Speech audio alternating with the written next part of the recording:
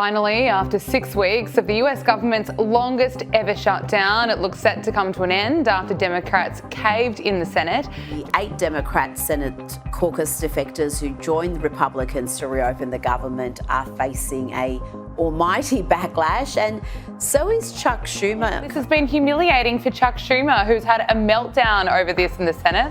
AOC is going to challenge him for that Senate seat in New York. He is the least popular Senate leader ever. Well, I think that Democrats unequivocally lost the shutdown.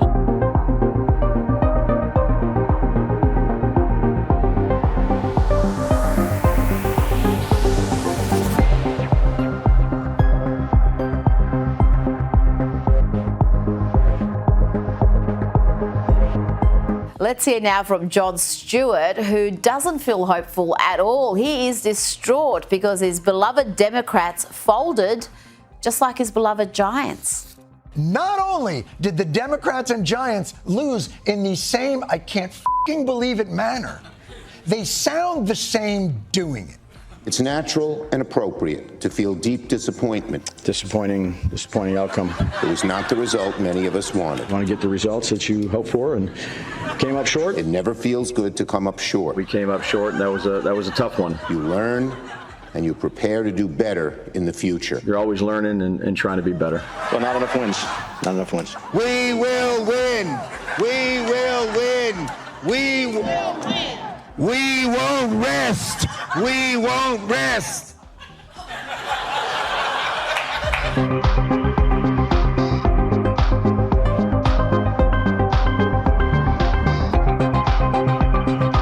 But the Democrats have got divisions as well, and moreover, this shutdown, the 8 Democrat Senate caucus defectors who joined the Republicans to reopen the government are facing a almighty backlash, and so is Chuck Schumer, kosher, for not stopping them. So there are Democrats, some of the more radical ones who seem to be leading the party these days, saying this was a capitulation. We should have kept going. Mm-hmm. Yes, and most of those are from purple moderate states to even red states where there's somehow a Democrat in power, so they're a little bit, in terms of their personal political situation, more vulnerable. But the Chuck Schumer thing is interesting because he wasn't able to whip them all into place. And on a personal level, many people are speculating that at some point sooner, if not later, AOC is going to challenge him for that Senate seat in New York. And that's just very interesting, where she is on the rise in some way with where that party is. He's ostensibly of kind of the old guard, Nancy Pelosi retired, et cetera. So that's going to be very interesting. And everybody's watching if he's going to just preemptively announce his retirement, like Nancy Pelosi, or risk a possible challenge from AOC.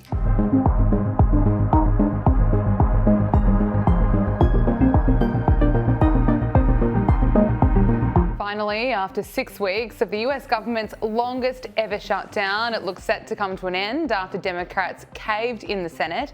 Joining us now is Centre of the American Experiment President John Hinderaker. John, this deal could have been done well over a month ago. Several Democrats now agreeing to reopen the government without extending healthcare subsidies. And this has been humiliating for Chuck Schumer, who's had a meltdown over this in the Senate. Take a look. Premiums will spike by thousands of dollars a month. Millions will lose insurance. Democrats have sounded the alarm. We have demanded for months to meet with the Republican leadership. But Republican leaders refuse to even discuss the issue, let alone negotiate it. We've asked them to meet in the summer and throughout the shutdown. To this day, Republicans still say no. We asked President Trump to step in and meet with us to deliver lower health care for Americans, and instead, Donald Trump has taken the American people hostage. From cutting off food, aid to hungry families and vets and seniors and kids, to manufacturing flight cancellations, to cutting off home heating aid, while he builds a billion-dollar ballroom with gold-plated toilets. Therefore, I must vote no. This healthcare crisis is so severe. John, I want to get your thoughts on the Democrats here. Have they just been playing politics this whole time? Well, they have been, Gabriella. What's so funny about that, Chuck Schumer there was play acting. He's the minority leader. He negotiated this agreement, and then he gets up and he denounces it and he votes against it after he has lined up 8 Senate Democrats who are willing to cast votes in favor of it so that they can finally break the Democrats' filibuster. That whole thing on Schumer's part was play acting because he is concerned about a primary challenge from Alexandria Ocasio-Cortez in 2028. But you're right, Gabriella, the whole thing was about politics. The Democrats in the end got nothing, but what they did achieve was that they got their base fired up. And the shutdown did succeed in accomplishing that. And I wouldn't be surprised if they do it again prior to the midterm elections next year. Well, we are seeing some Democrats and progressives just furious about the moves to reopen the government. Here's one Democrat that went on MSNBC to say he's perplexed after Democrats voted to reopen the government. Why now would Democrats in the Senate decide to lay down their arms, potentially end this shutdown, when the terms that are being offered by Republicans don't seem to have changed? I can't explain it because, to be frank, to me, it makes absolutely no sense. I'm completely perplexed by today's developments, or really the developments of the last few hours. And let's look at the commentary from the women on The View calling for Chuck Schumer to go. Shame on the Democrats for even believing that the Republicans will, even vote on it. There's no guarantee in this New Deal that there's going to be a vote. There's no even commitment to have a vote. So the bottom line is the Democrats went into this after a blue wave out of the American people saying we do want the opposition. We the working people want the Democratic Party to fight for them. And now they just caved and surrendered. I think Chuck Schumer, his days are over. If he cannot keep his caucus together, he needs to go. He needs to be replaced. Yeah, she's not happy. Seeing plenty of people, plenty of lefties really losing it, John. Well, of course, Schumer did keep his caucus together. He was involved in negotiating this deal, undoubtedly took the lead and negotiated the deal, and they found 8 Democrats willing to vote yes to end the filibuster so that the government can reopen. It was never viable for the Democrats to keep the government shut down forever. You can't do that. At some point, they had to come crawling back, and that's what happened last night.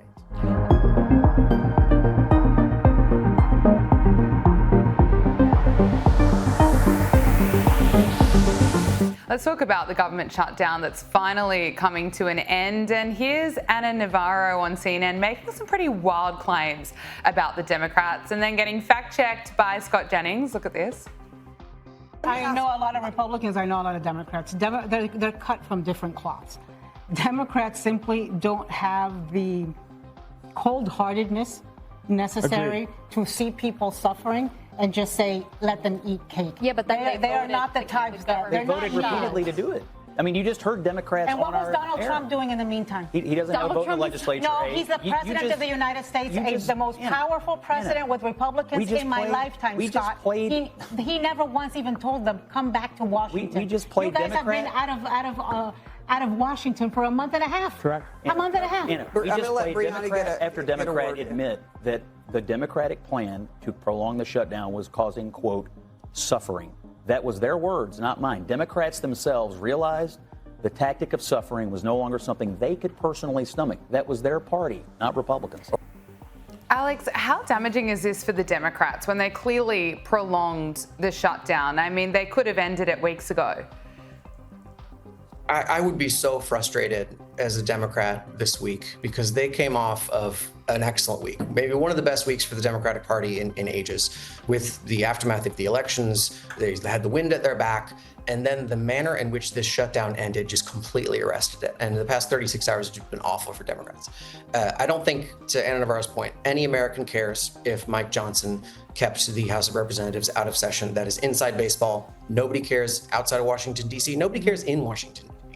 But the shutdown did hurt both parties. And I think this is a rare news cycle this past maybe week and a half where nobody looked good. I don't think the Democratic Party looks good having prolonged the shutdown. I don't think that the Republican Party had a great week and a half either. And at this point, I think the bases of both parties are pretty upset, particularly the young people in each party that don't know what this was all for. Josh, what's your assessment of it all? Well, I think that Democrats unequivocally lost the shutdown. I'm not entirely sure the Republicans won. There's not necessarily a tremendous conservative policy victory here. On the contrary, the fact that there are all these federal workers who Russ Vought, the director of the White House Office of Management and Budget, he's been in charge of the triage operation, trying to temporarily furlough or indeed outright fire federal workers. The fact that Republicans agreed to essentially hire all these fire workers back and give them back pay, well, you know, as someone who thinks that there's probably one, two, or three too many deep state bureaucrats in Washington, I would have liked to have seen a lot of these guys just go get a nice job in the private sector and not mooch off of the taxpayer. So I'm not necessarily thrilled about that. But the Democrats unequivocally lost this. To Alex's point there, they shut down the federal government for the longest time in United States history, 43 days and counting, unless it ends right now, which it looks like it probably is. But this was a long shutdown, and what did they gain? Like, literally, what can they say about it? They can claim absolutely positively nothing. They allegedly, ostensibly were fighting for these expiring Obamacare subsidies. By the way, they did a really lousy job of messaging that. I think most people were deeply confused as to why exactly the government was shut down. They didn't have a clear and compelling reason or rationale. It was spiking healthcare subsidies in primarily blue state, Democrat-run states, so it was self-serving and cynical at that. Essentially, Chuck Schumer, my read on this is that Chuck Schumer really shut down the government for 43 days and counting because he was trying to ward off an Alexandria Ocasio-Cortez primary challenge in his upcoming U.S. Senate re-election. The irony of ironies here is that he looks so stupid for caving without having gotten anything whatsoever, is that if anything, he now probably looks worse in the very eyes of those New York State Senate primary voters than he did before all this. So no one gained anything whatsoever, but hey, at least the flights will be back on time, God willing, before our Thanksgiving holiday here in just 2 weeks. Yeah, I completely agree with you. Look, it's been just over a year since Donald Trump won the election, and looking at what Donald Trump has been able to achieve in that incredibly short time since January 20, it's been phenomenal. I mean, it cannot be overstated how much he's been able to achieve around the world, peace deal after peace deal, and he's done an incredible job. But as you both kind of alluded to, it seems as though he may have dropped his focus when it comes to the economy, because that is what Americans certainly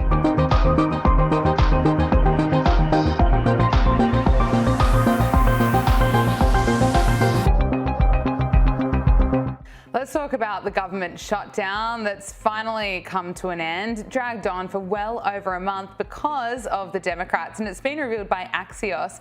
A group of moderates told Schumer they were ready to vote to reopen the government, but Schumer said no. He said, no, hold out until at least the beginning of November. He was privately fighting to keep the shutdown going. And look at how CNN is reporting just Schumer's popularity. He is the least popular Senate leader ever.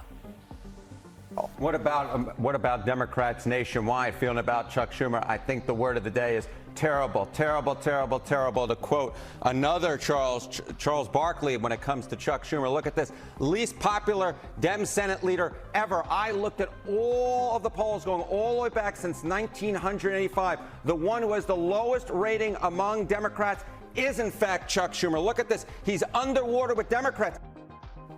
CJ, he's been exposed here. Absolutely exposed. And I think the reason he was probably privately fighting to continue the shutdown is because he was scared of mommy. And mommy in this case is Alexandria Ocasio-Cortez. And he was worried that if he caved and if he made a deal, that he is going to have to deal with a primary challenge and she will be the end of his political career as he knows it. And so it's a shame to see them playing such partisan politics with people's livelihoods. You know, it's Veterans Day here in the States, and it's so crazy to me to see so many of these folks tweeting Happy Veterans Day when their political gamemanship is why so many of our brave men and women in this country who wear our country's uniform were not receiving their paychecks, right? So you want to say that you support our men and women in uniform, but you didn't support them getting paid because you wanted to fight for illegal aliens to have health care? Yeah, no, you can sell that, BS narrative to someone else because the American people aren't buying it. 100%. And then you saw some Democrats upset that the government shutdown was coming to an end. Look at this. Tonight, 8 Democrats voted with the Republicans to allow them to go forward on this continuing resolution. And to my mind, this was a very, very bad vote. And CJ, Democrat John Fetterman has rightfully blamed his party for the shutdown. He wrote on X, after 40 days as a consistent voice against shutting our government down, I voted yes for the 15th time to reopen. I'm sorry to our military, SNAP recipients, Gov workers and Capitol Police who haven't been paid in weeks. It should have never come to this. This was a failure. Now, CJ, I think if the Dems want to win people back, they should be acting a bit more like Fetterman.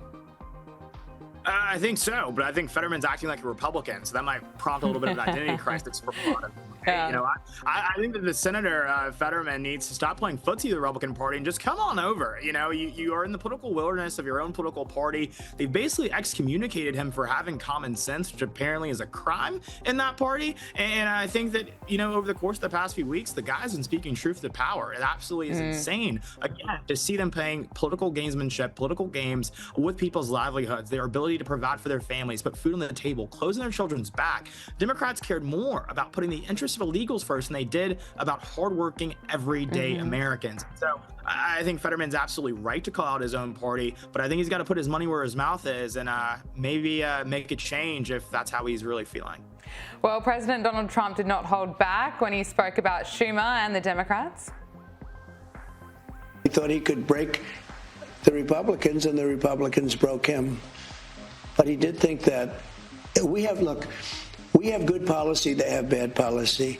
And there's something, I don't know if it's Trump derangement or are they just crazed. They're like crazed lunatics. But, you know, we have just great policy. We have good people. They have some good people, too. I know a lot of Democrats. They're not all crazy. They're not all. But you have some that are absolutely terrible. I look at this Crockett. This is a very low IQ person. And I look at somebody that comes from Somalia where they don't have anything. They don't have police. They don't have military. They don't have anything. All they have is crime. And she comes in and tells us how to run our country. The Constitution says this, the Constitution. The whole thing is crazy. I feel badly because I've known Chuck Schumer. I knew him when he was a person who loved Israel, and now he's a Palestinian. He's become a Palestinian. And it's amazing. I've never seen a politician change so much. Also, he doesn't have, you know, he was a pretty talented guy. He's lost his talent. He doesn't hold back, does he, CJ? He doesn't at all. I think he did not mince any words, but I think he was completely right on the money. Chuck Schumer did think he could break us, but we broke him. And this may very well be the end of his tenure as the U.S. Senate minority leader. It seems as if Democrats are ready to move past him and turn the page. And it's a shame. It's a shame because it goes to show just how, it doesn't matter how moderate you try to be or how, you know, far left you try to be, you just can't be far left enough for some of these people that are in the base of their party here today. They want you to burn it all down. They want to destroy the institutions. Everything that they accuse President Trump of wanting to do, they are actively attempting to do. Every single accusation from them is a confession. And so I think that that's exactly why Chuck Schumer's fell out of favor with this party. It's exactly why you see them, you know, hoisting up people like Jasmine Crockett as the face of their party, because she is now the face of their party. Mom Donnie is the face of their party now. That's the they chose, and that future will be their undoing. But you know what they say, when your enemy's in the middle of making a mistake, let them, and I'm proud to do it.